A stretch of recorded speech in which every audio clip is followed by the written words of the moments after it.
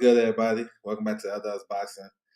Back again with another pre-gaming show. So we got this fight week, December the 4th through the 6th. So we're gonna run it down, let you guys know what's what, where you can watch these fights, all that good shit.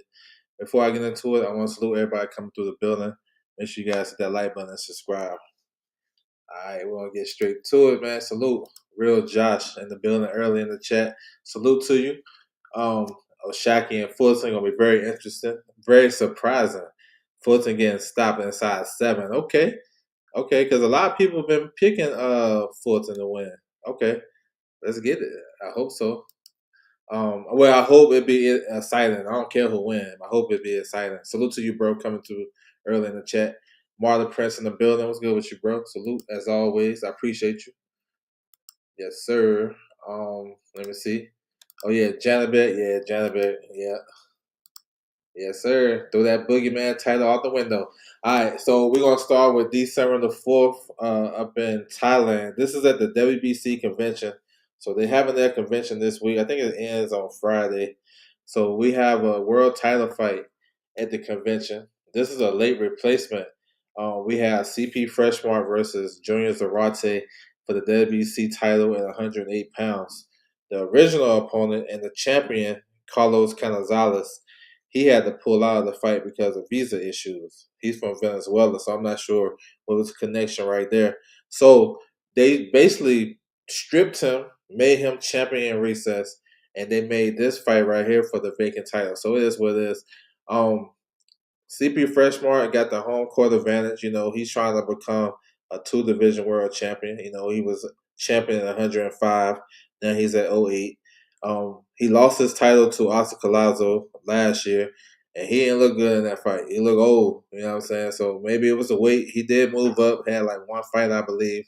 He's facing this Argentinian fighter from Junior Zawarte, coming on late notice, but he's traveled before. He went to South Africa and he lost the fight, but he's a tough guy, strong. So we'll see. This, I guess, is like a toss-up fight, given that CP Freshmart is kind of like at the end. So we're gonna see. You can catch this card live on the zone. It should be early though. I haven't got the time. I think I can grab that for y'all. But I know it's gonna be early because they are broadcasting and streaming from Thailand. So you know that time zone is crazy, depending where you at in the world. So yes, sir. But yeah, it's interesting though. Like to me, I don't believe in. I don't agree with the WBC stripping Carlos Canizales. So it's gonna start 7 o'clock East Coast time in the morning. So if you guys want to tap in, I don't agree with them stripping the fighter, the champion, because he got a visa issue. You know what I'm saying? Like it's crazy. Guys, boxing is crazy. They get stripped for not having a visa. Fighters get stripped for having a death in the family, but fighters get to keep their belt if they got legal issues or they test positive. It's crazy. The boxing world is upside down, as you guys know. All right, December the 6th, we got this card down in Australia. We had the return of Jay Abataya, cruiserweight champion, IBF, and Ring Magazine. He's gonna face this mandatory Hussein Sankara. Got some notable guys on the undercard. I like that Mahoney and Hill fight. That's gonna be pretty solid. We got Jason Maloney, former world champion. He's on the card. Terramona, the big strong heavyweight that signed with Matchroom. He's on here. We got Jake Wiley. This is like his 3rd fight this year. McIntyre versus Morris. We lost the Justice Huni fight because I think I forgot why. I don't know the exact reason why, but I know his trainer passed away not too long ago. So I don't know if that has something to do with it or not, but he's off this card. And he was trying to come back, you know what I'm saying, and come back off of his loss to Fabio Worley. So that's what it is. The bummer about this card that over here in the States, we don't have a TV for it. You would think this would be on the zone because we got like 3 fighters that signed with Matchroom on this card. So up until now, this fight card is not on the zone. Hopefully, we'll get something last minute or something. And you know it's gonna be early in the morning. It's gonna have an early start because they're in Australia. So yeah, that's kind of disappointing though. Blood Sports in the building was good. Prieto PBC kept the guy ready. Yeah, that's good. They should do that for all big fight cards, at least for the main card, and for no for the title fights. The title fights, they should always keep somebody on standby. Main event. So this is interesting though. We got Jabba. He's the man at cruiserweight to me. I think he's the number one guy. Ring Magazine and IBF champion, southpaw, aggressive.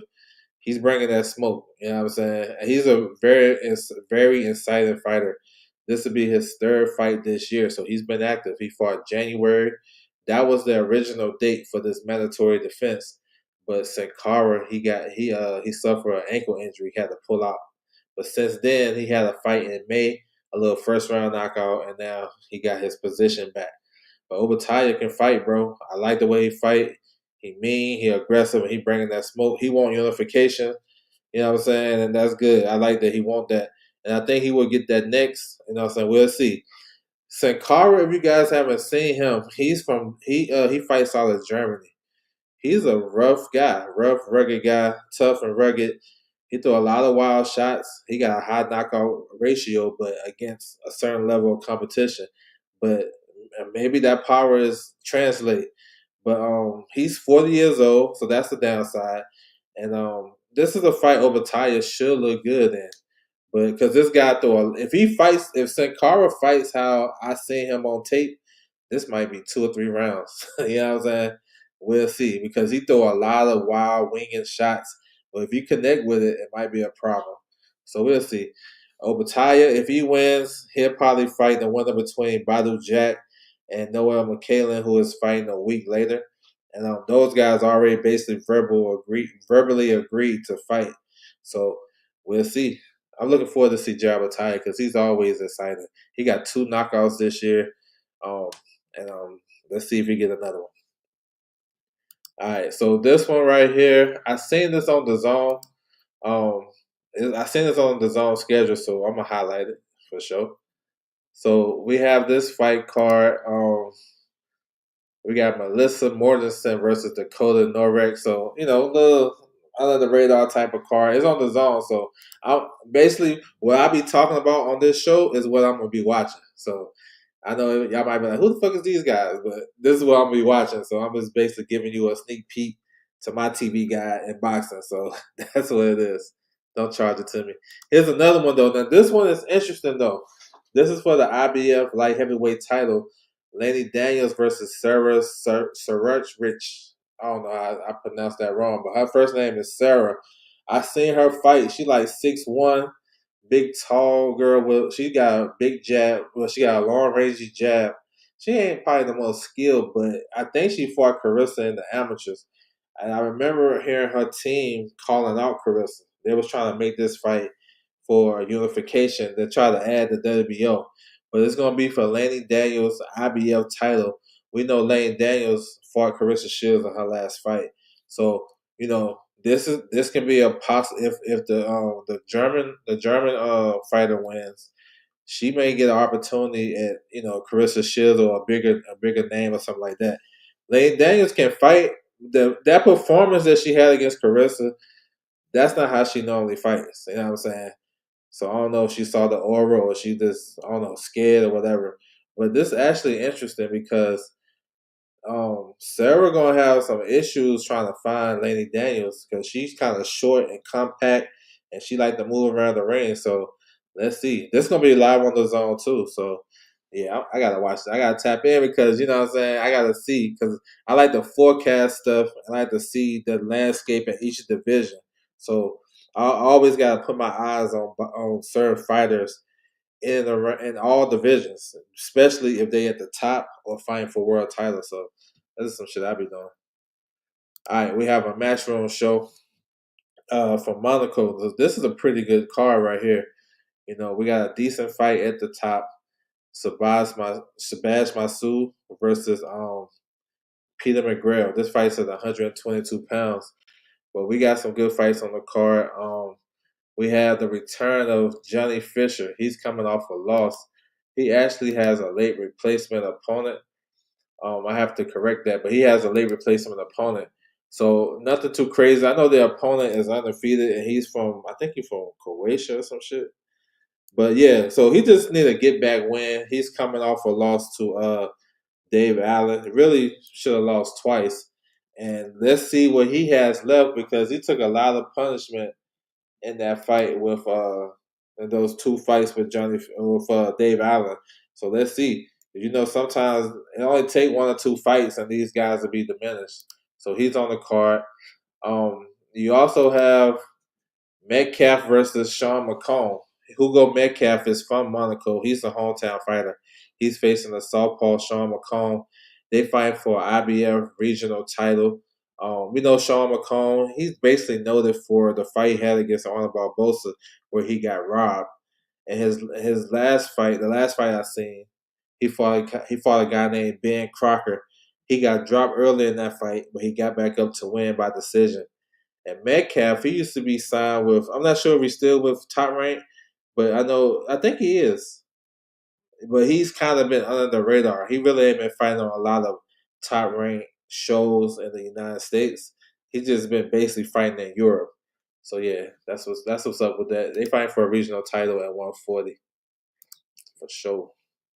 Salute my man in the building. Our man. I don't know your real name because they switch up the handles, but salute to you, bro. A romantic massacre. Salute to you, bro. I appreciate you. Yes, sir. Coming through. All right. Some good fights on this card. So we have a IBF World Title fight at lightweight. We have the champion Beatrice Fiera. She a dog. She can fight Olympian. She got good power, good boxing skills. She's facing Torhan. Torhan is a knockout puncher too. If you haven't seen her clips, she's been putting these girls to sleep as of late. So it's a battle of two punches. And in women's boxing, you really don't get that a lot. You got it right here. So this is a big time fight because the winner is definitely in position in the high lightweight division to unify. You got this fight for the IBF. Um, you have the WA title up for grabs in January with Stephanie Hunn defending against um, Hall of Famer Holly Holm. So the winner can probably fight each other. They can unify. You have the WO champion Terry Harper still in the building, and then you have uh, Caroline Dubois is the WC champion. So it shouldn't be no reason why we can't get unification in this division. But this is a good fight. This might be the best fight on the card, y'all. I'm telling y'all. Torhan is actually the mandatory for Alicia Baumgartner at 130. She's the WBA interim champion at 130.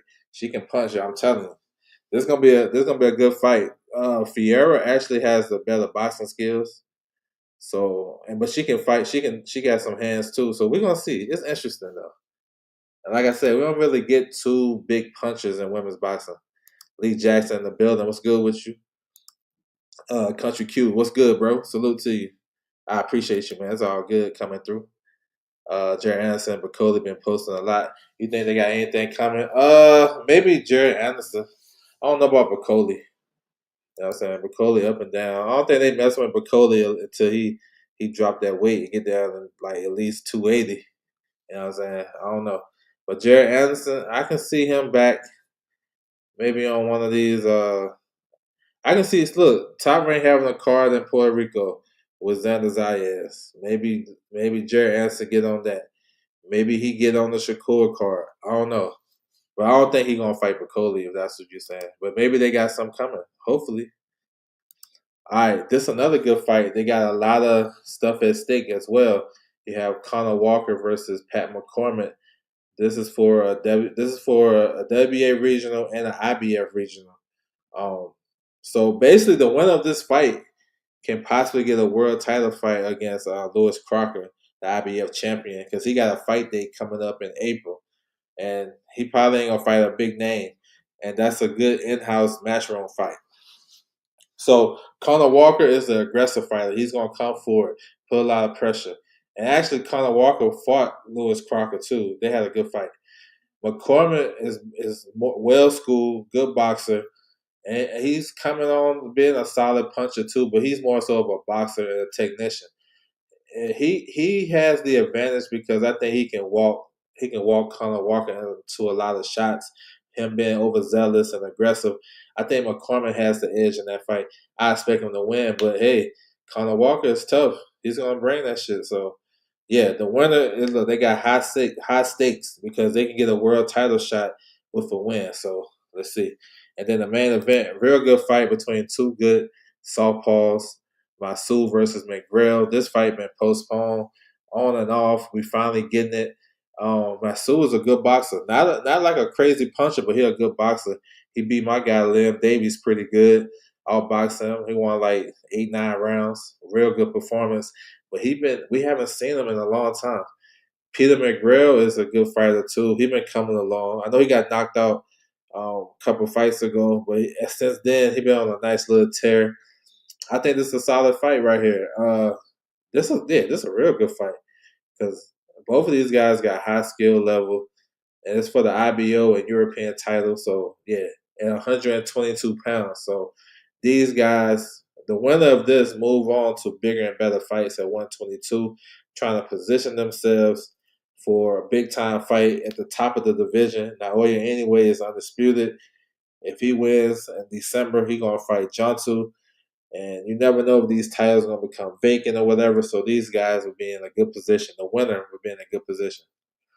So yeah, I'm looking forward to this. This Monaco, this is Matchroom Boxing live on the zone. So y'all tap in with that. All right, so this is Thomas Lamana. This is his farewell card. Y'all know he a promoter and stuff like that. He been putting a lot of guys on, giving them opportunities. He been co-promoting with Boots, all types of shit. So he has a card coming up on Saturday. It's his farewell card. You know he's coming off a knockout loss to Jamal Charlo, where he was supposed to be in the ring with him. So he want to end it on his way. This gonna be his last fight. So we'll see. Hopefully everything is good to go with him. He can go out the way he wants to. He's facing Juan Rodriguez, super middleweight. So let's see. And this is our own promotion up in Atlantic City. Here's a card in Pennsylvania. We got popping in Philly. We got Atif Overton. So he's a guy that a lot of boxing fans talk about because we don't really see him a lot, but I see a lot of hardcore boxing fans talking about Atif Overton and put him in the same breath as Ben Whitaker, Khalil Cole, Najee Lopez, guys like that, young, up and coming light heavyweights. He's a good fighter, tall, southpaw. He's going to face the veteran and gatekeeper Von Alexander. It seems like Von Alexander fights every month. He just fought Gabe Rosado. As long as he don't get stopped, he can fight every month. You know what I'm saying? He gonna come in, do his little 8 rounds, 10 rounds, and then he'll go on to the next payday. That's the job of a journeyman and a gatekeeper. So Overton should win this fight. Chanel Butler versus Deborah Donikos. This is for a WBA regional title. You know what I'm saying? So yeah, this is. I think you can catch this card on Boxing TV, BXN TV, something like that. So I put that. I have it posted on my website. I got the schedule on my website, so you guys can tap in with that. I'll make sure that's up. You have a couple of top ranked fighters on this card too. Ali Falez, that's the heavyweight from New England. He's on the card, and also Manny Chance is on the card. So top rank until they get their deal, they got a lot of prospects staying active on these cards. So that's what it is. Yes, sir. My man Mike in the building was good. Yeah, Manny Chance. Yep. And Ali on the card. Oh yeah, they got Manny Chance on there. Yep. Yes, sir. Keeping those guys active.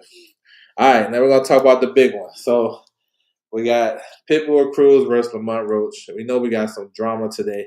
Let's touch on that first. So, of course, we heard the news earlier in the day that Janabek tested positive for banned substance. They took him off the card. Now they're doing some further investigation. He's gonna open up the B sample. He'll probably get stripped because he taking that same shit Povetkin took when he tested positive for Deontay Wilder. So I don't know. So he's off the card, and we got a replacement, Johan Gonzalez. So we're gonna touch on that. But far as the card, we know we got PBC live on Amazon Prime Video. You can also get the pay-per-view on ppv.com. So if you guys are interested, make sure you tap in. We're gonna start with the prelims. We actually got a good prelims, and I'm looking forward to this. Got some good names, and I'm glad to see Frank Martin back. He's moved up to 140 against Rancis Bartholomew, former two division world champion. This they fighting for a WBA regional title for some rankings, so that's good. Man, we ain't seen Frank Martin in a long time. I know these guys been training to fight each other for a minute. Fights keep getting postponed. Basically, everybody on this card been training for a long time. So that's something to look at. If these guys will be overtrained and how that fighter deal with the long training camps. Did they get enough rest? Did they overwork themselves and all that good shit? But Frank Martin, he has a new coach. He's with Buddy McGirt. I'm so on Buddy McGirt, you know what I'm saying? But let's see. Let's see how Frank look. Rancis, Rancis is a tricky tricky fighter. You know what I'm saying? He awkward. He fights in both stances. He a vet. He got a little sneaky power. We haven't seen him for a year and some change. When he fought Jose Ramirez in Fresno, he hurt Jose a couple of times in that fight, but he got all worked down the stretch. So let's see. Frank Martin coming back, putting a little extra spice at 140, and I'm glad to see him back. It's been too long. These guys have been out the ring way too long. He said that car did take a hit. Yeah, it did for sure. How come they didn't make Ramos and Mosley? Oh, because it's kind of simple though, but I got you. Ramos and Mosley been training for each other for the October 25th fight. So they've been in training camp for a long time, and it really don't make too much sense for one of those guys to pull out to fight Lara when they already been in camp for each other for more than 8 months. Not 8 months, but 8 weeks. You know what I'm saying? They're supposed to have been fought. And they fight for a WBC interim title, so they already in their position. So I know for fans, because we're going off the names, right? The bigger names and what can be a possible better fight. Put one of those guys in with Lara, but if you look at the logistics of everything, it don't make sense. You know what I'm saying? Those guys been locked in to fight for the longest time, and now fight week because Janabek messed up. Then you got to mess up their plans. So that's why they had Johan Gonzalez in the bullpen getting, you know what I'm saying, as a replacement. So that's why. The boxing source in the building. What's good with you? I'm glad Rancis and Laura. Yeah, okay. The Cubans. Okay. Let's see. Let's see if they tapped in. Isaac Lasario versus Roberto Valenzuela. This is for a WBA regional title as well. Lasario is like top 10 in the WBA at 154. Good solid fighter. Strong. I seen him recently. He's a pretty good fighter. Valenzuela been around for a while. I think he fought Xander and he fought Bachram. So those are comparable fights, man. Let's see how Lazario look. He's a solid fighter. And then we got a good fight at featherweight. We got Luis Nunez versus Hector Sosa. They fight for IBF regional title. This is a good fight. You know what I'm saying? Sosa got a big win over the WBA interim champion Jazza Dickens. He knocked him out a couple years ago. Then he lost to Omar Trinidad. You got Nunez still undefeated. This is a good fight right here. That's gonna open up the prelims. So we got 3 solid prelims for you guys to tap in for free, so you can catch it on the social networks or on Amazon. So everybody should be good with this. This is gonna kick off the night for the pay per view. So this is solid 3 fights. All right, to the main card. So we already know about Janabek. We're gonna run up the card. Jesus Ramos Jr. versus Shane Moses Jr. Like I mentioned, they fighting for the WBC interim title. They already locked in. This fight been already scheduled. We already know. As far as the breakdown of the fight, man, I like Jesus Ramos. I like his skills, his angles. I like his punching power. I think he got solid power at 60. This is basically his third fight at 160. This is his third fight this year. So, no, is it third fight or fourth? I think it's third fight this year. But anyway, he's been real active. That's good. I know he had like a little hand issue, but I think he's good to go. And I like his angles. I like how he kind of cut the ring off. You know what I'm saying? Let his hands go. The only fight he had issue. Well, I thought he beat Lubin, but he did kind of let off the gas. I thought he was doing well, so I think he can set traps and get Mosley into a awkward position while cutting the ring off and possibly get a stoppage. Mosley Jr., I never expect nothing too crazy from him. I guess he's a good, serviceable boxer. You know what I'm saying? He far as high as 168, so 160 maybe he may be big and strong at 160. I mean, he's a solid boxer. He ain't really do nothing so crazy. He did go on a good, nice little run, but he lost to the Irish fighter Quigley. But I actually thought that fight was probably a draw. Could have went either way. The last time Mosley Jr. fought a southpaw, it was down in Australia on the undercard of Pacquiao and Jeff Horn, and he lost that fight. So I don't know if that's an omen because we got Jesus Ramos as a southpaw. We're gonna see. This is for the WBC interim title. The winner is in position. They can possibly get elevated depending on what Carlos Adames do. Is he gonna go to 160? Is he gonna defend? We don't know. If that happens, he go to 160. Then the winner of this get elevated. Then we possibly got a unification on deck with the winner of Lara and Gonzalez versus the winner of this fight. So we'll see. Lara versus Gonzalez. So late replacement, we all know what it is. My man CJ in the building, salute. So man, this is a fight. This is the competition Lara been fighting. You know what I'm saying? He really ain't fought a tough fight in a minute. Maybe Castano or Lara. I think her was before Castano. But Lara ain't really been fighting a lot of tough guys. But at 160, he putting these dudes to sleep. Gonzalez got big power on his resume, and he been in with some tough guys. He's coming off an upset victory over Jared Hurd. He beat him and put him in retirement. But he get hit too much for me, and Lara just gonna snipe him down. And I'm pretty sure they know each other because I know they was at once upon a time training with Ismail Salas at the same time. But yeah, this is interesting though. Yeah, I think Lara probably get a stoppage. Whenever he decided to uncork that left hand, and once he let that shit go, it might be a wrap. But we know Gonzalez been in the ring with Jesus Ramos. He been there with Tellus, who both stopped him. You know what I'm saying? He's a solid competitor, and he been in there with some good guys. But at 160, I don't know, if he's gonna be able to take this punching power from Lara, this newfound power. So we're gonna see. I think Lara will keep his title. Hopefully, he can get something bigger, or because it's not his fault that Janabek tested positive. It's just a bummer that this shit happened so close to the fight. You know what I'm saying? Fight week. JC in the building. What's good with you, bro? Salute. So we got Stephen Fulton versus Shockey Foster. Shockey Foster is defending his WBC title at 130 pounds. Fulton is looking to become a 3-division world champion. He moving up. He's the current WBC champion at featherweight. So he trying to make some history.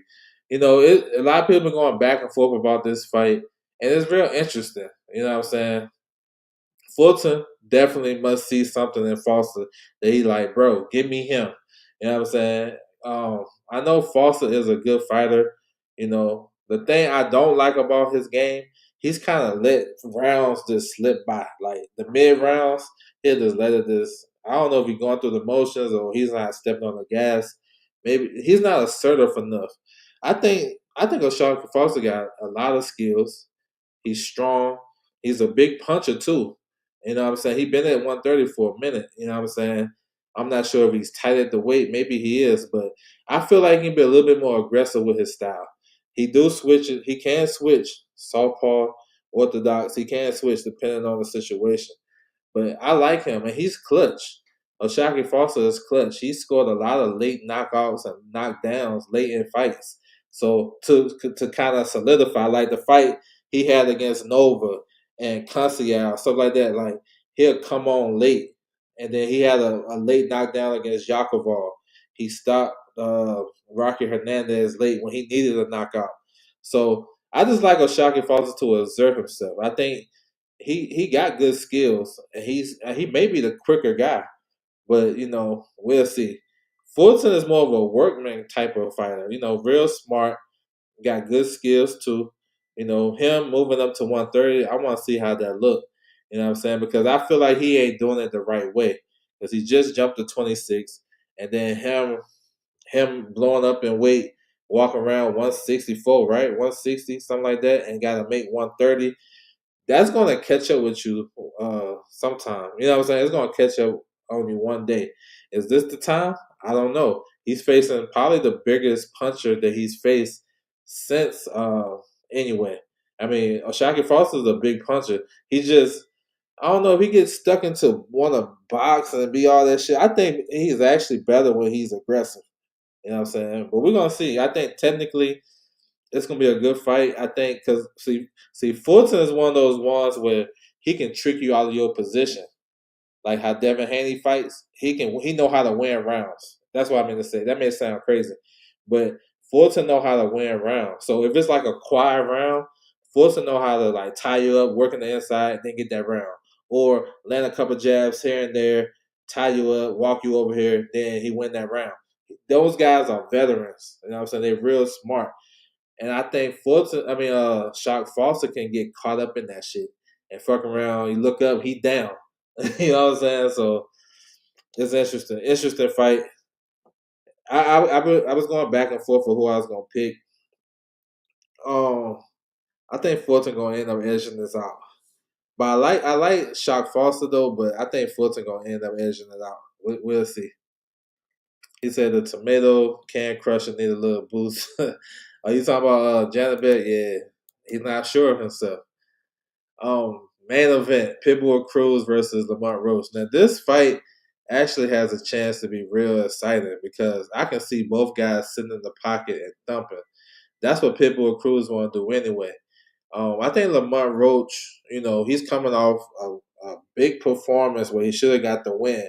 So he's at an all-time high as far as confidence and everything. And he's moving up to 140, but he's actually the bigger man. Like if you was paying attention, the WBC do their weight checks every 30 days, 14 and 7 days, and he outweighed Pitbull Cruz every time. So I expect him to be comfortable at 140. Far as the styles, I don't see Roach boxing too much in this fight. I think Roach gonna try to get to Pitbull and try to push him back and make him work and be a dog fight. Pitbull Cruz is the guy that like to come forward and like to. If you're going backwards, he's coming forward. But I don't know how he deal with guys that's going to meet him fire to fire, fire for fire. But Pitbull Cruz got a low center of gravity. He kind of hard to get to hit in the body. He actually got good defense, better than expected. So I like to see Roach kind of mix it up a little bit, box a little bit, use your jab. You know what I'm saying? Make Pitbull Cruz pick up his feet and have to overreach and shoot some counter shots. And then I can see Roach sitting in there with him and banging with him. And I think he would have success too, especially if he's pushing Pitbull back. Pitbull, he gonna do what he do. That's what he's not changing his style.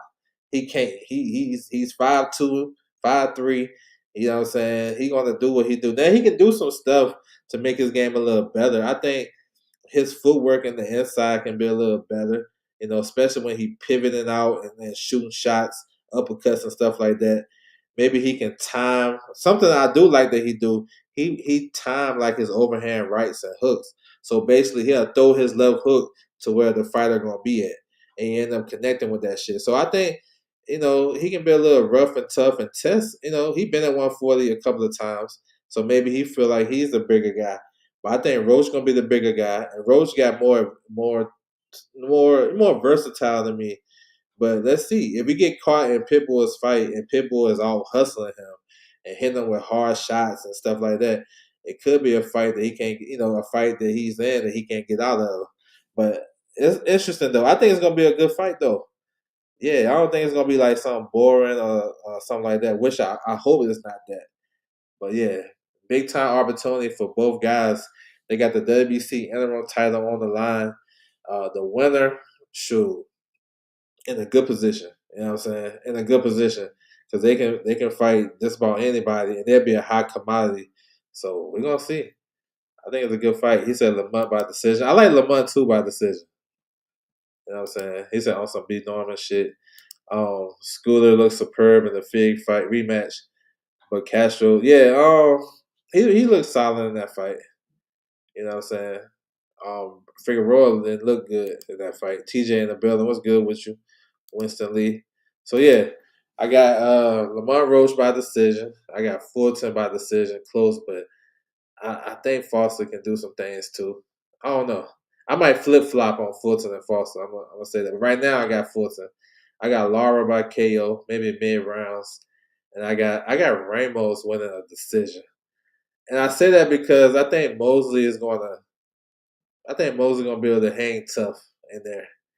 But I think he's gonna get all class as the fight goes on. I think Ramos gonna start touching on him. A draw that is possible too. And like I said, Fulton. Well, now Foster, yo, he don't really like he'll kind of let the fight go by him, and then he'll pick it up late in fights, and that can turn into like a draw type of fight. Like all of his fights been real competitive. Ashaki Foster never really separated himself in a lot of his fights as world champion. Like if y'all go look at some of these fights, the Cusial fight, I thought he won the first one, but low key, I thought Cusial got the second one. It was very competitive. He didn't separate himself. The Nova fight, pretty competitive until he scored a late knockdown. Yakovov fight, I thought he was in control in the Yakovov fight, and he scored a late knockdown to punctuate the fight. I thought he was losing against Rocky Hernandez. Not 11-0 though, but I had Rocky Hernandez up in that fight. I had him up probably like I don't know 6 rounds or no 7-4 something like that if I remember right. I had him up though, but not 11-0. That was nasty work. So if you look at it from that point of view, yeah, it can be a draw because Fulton know how to win rounds.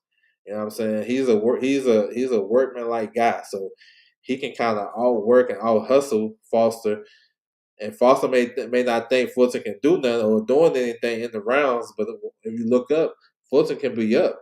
I can see Fulton up halfway point of the fight. I can see him up like after 9 rounds. I can see him up like 6 rounds to 3, bro. I can see that. So a draw, yo, that don't sound too bad. Split decision, yeah.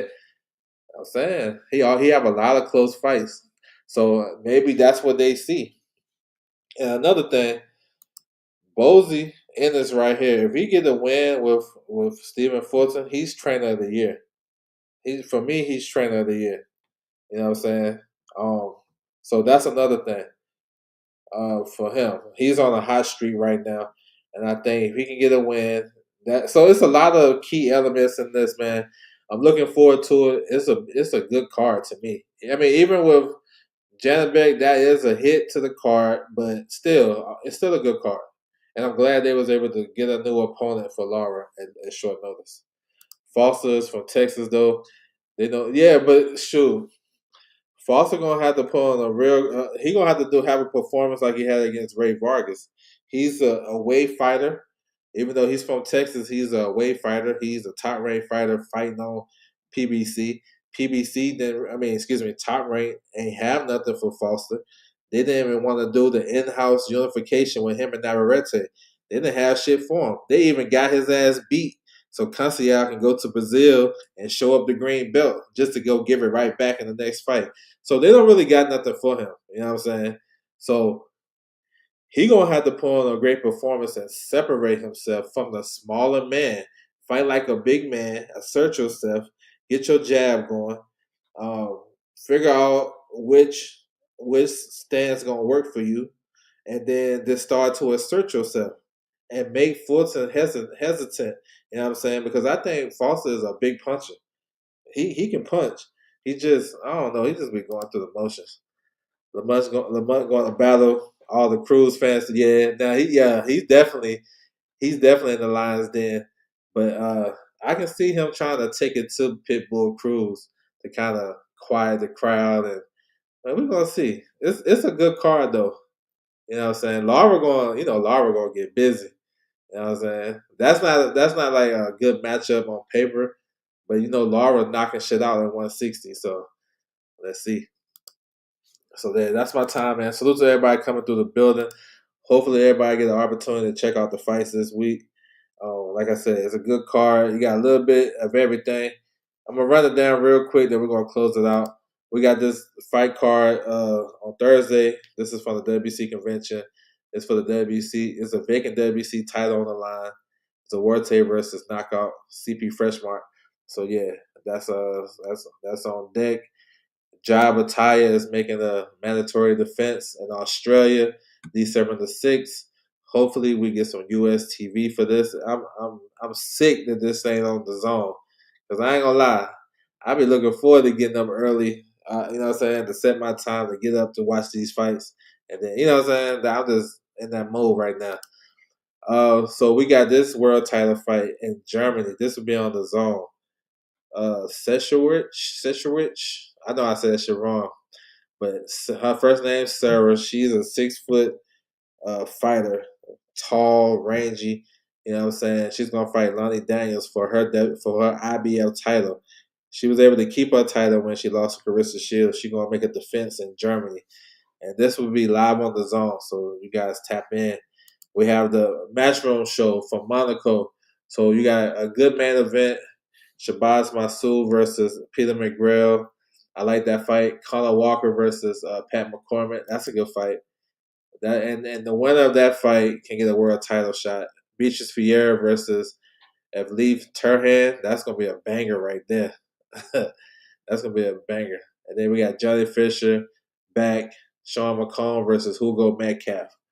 So yeah, that's a solid card. That's gonna be live on the zone. Thomas Lamana Cornflake is having his farewell fight Saturday, December the 6th, Atlantic City. So, you know what I'm saying? He trying to go out with a bang, or go out with a win, I should say. We have a card from Philly. We got Latif Overton on the card. He's going to face Vaughn Alexander. You know what I'm saying? Manny Chance. You got Ali Falez on the card, top-ranked fighters. And then we're going to go to PBC. PBC on Amazon Prime. I like this card. Real good card. Pitbull versus Lamar Roach. Fulton versus Foster. WBC title on the line. Lara defending his WBA against late replacement Johan Gonzalez. Jesus Ramos Jr. versus Shane Mosley Jr. Prelims. We got the return of Frank Martin versus Francis Bartholomew. That's a good fight. That's a good fight for Frank Martin to get back in the mix. Check out the cobwebs. Make sure he's good to go at 140. That's his debut. Isaac Lasario versus Roberto Valenzuela. So get to see Lasario showcase. And Luis Nunez versus Hector Sosa. That's a good fight to open up the show. So hopefully everybody can tap in. Salute to everybody coming through the building. I appreciate the time.